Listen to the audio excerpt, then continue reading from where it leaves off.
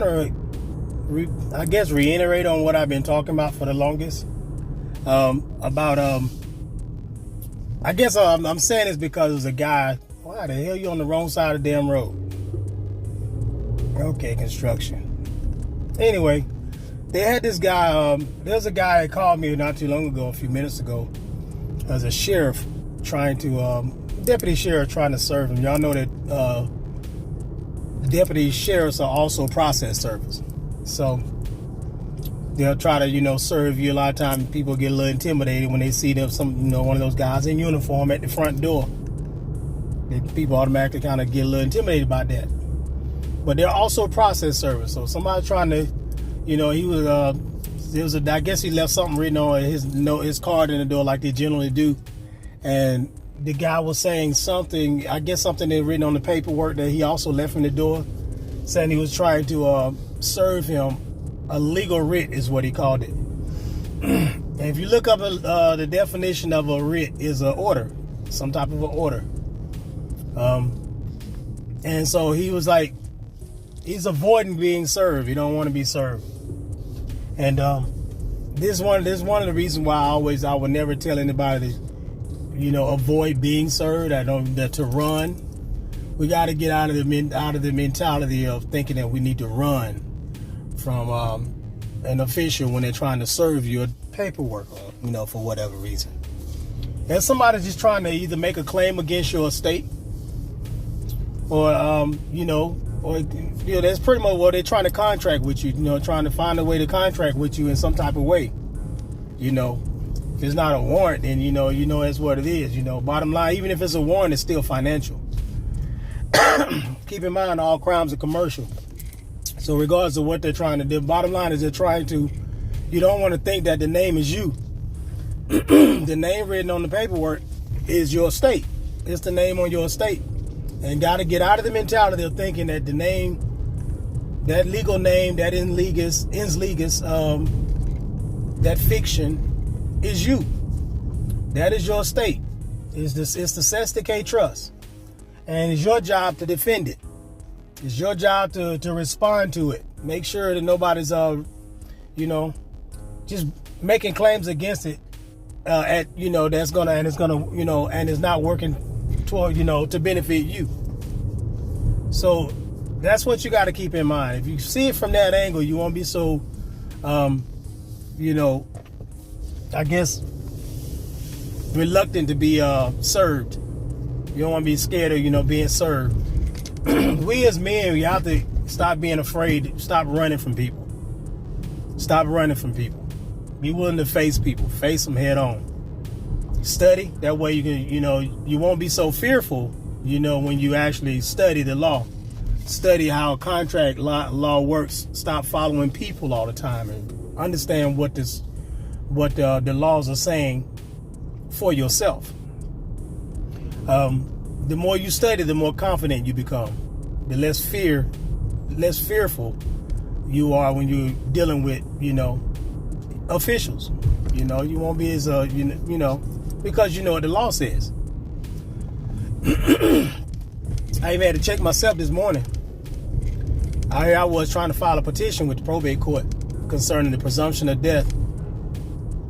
And the lady was like, we only file petitions based on, people who actually died, And I'm like, I'm showing her what the law says about the presumption of death. When it comes to here in Georgia, it's 4 years.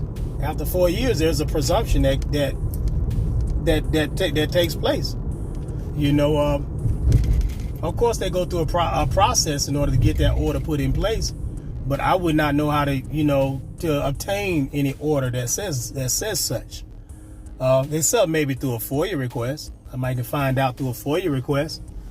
Maybe that's one way I could do it. Is through the probate judge of that county or any county, part of the county, not any county, but the county in which I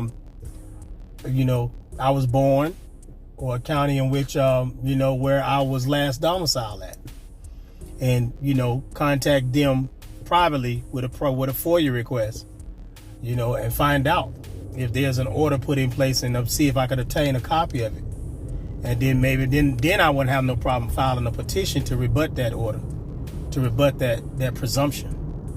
But according to so, but at the same time, I guess I'm bringing it up because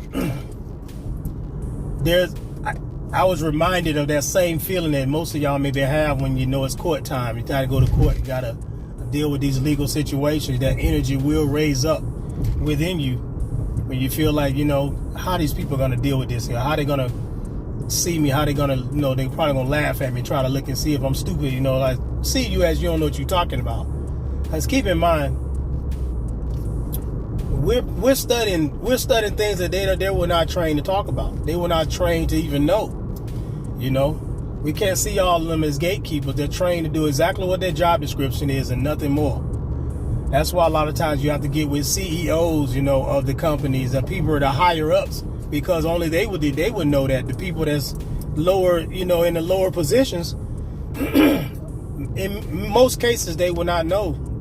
Most of them probably don't even study the state statutes. They're only trained to deal with the general public. The general public being those who actually follow the regular processes that's already been laid out for them. And because most people don't read any damn way, so the vast majority of people are not going to know the law. So they wouldn't expect a small remnant of people to come in there with something different like that. So why waste company money and time to train the lowers, the people in the lower positions to know to recognize people like yourselves that are coming in there doing something different. Applying the law that they never read. So anyway, but I made this video because the guy was kind of wondering what would I do if there was a deputy sheriff, coming to my house to try to serve me, some type of an order, and a lot of times we get a little nervous about stuff like that, don't know what to do, I would always tell somebody, just let them serve you, let them give it to you. You want to know? I'm nosy as hell. I want to know what the hell this thing say. I might not agree with it. If something I don't agree with, I want to be able to respond to it. Most people think of orders is in writing. It's official. It's done once it's an order, and y'all know orders get overturned all the damn time when they get proved wrong. So you just got to be willing to see what they what they're saying. What kind of claim are they putting in? What are they making official against your estate? And go from there. That's the only way you'll know what they're saying is if you let them serve you. Because the only way they can do business with your estate is through you.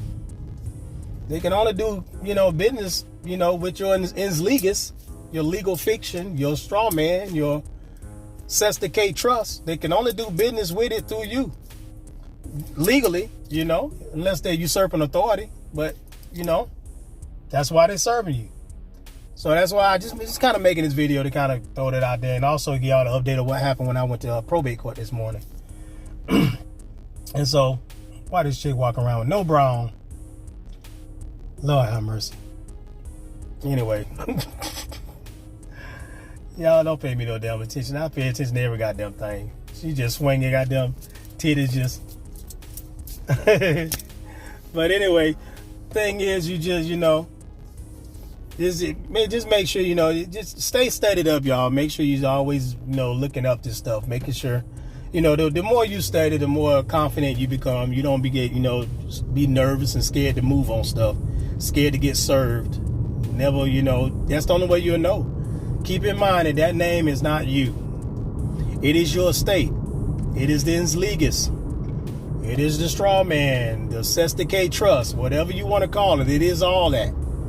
It is connected to your estate. And they're trying to administer your estate. They want to make a claim against it some type of way. They want to do business with it. And you are the authorized representative for it. That's why they're serving you. That's why they're trying to serve you. And that's another reason why they put stuff in the newspaper and you don't respond. There's a presumption right there. You're not responding.